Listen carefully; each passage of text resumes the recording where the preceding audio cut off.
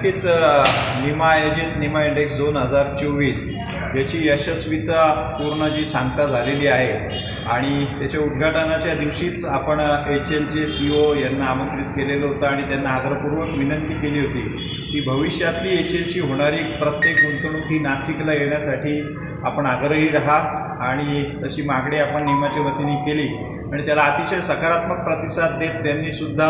त्यावेळेस नक्कीच आम्ही पुढील 2 ते 3 प्रोजेक्ट नाशिकला आणू अशी जी ग्वाही दिली होती त्याची खऱ्या अर्थानं फलश्रुती ही आज झालेली आपल्याला बघायला मिळते। 13,500 कोटी रुपयाची नवीन ऑर्डर ही HL ओझरला मिळालेली आहे आणि आज आम्ही माननीय CEO आणि त्यांच्या सर्व टीमची भेट घेऊन निमा पदाधिकाऱ्यांनी त्यांचं अभिनंदनही केलेलं आहे आणि ह्या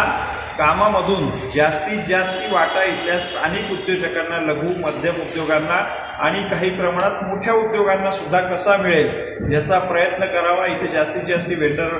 डेव्हलपमेंट करावी अशी विनंती केली असता त्यांनी सुद्धा त्याला मान्यता दिलेली आहे। पुढच्या काही दिवसांमध्येच आपण निमामध्ये B2B घेऊन त्यांना लागणारे पार्ट आणि इथल्या उद्योगांना ज्यांना HLला सप्लाय करायचे अशा सर्वांचं समन्वय B2B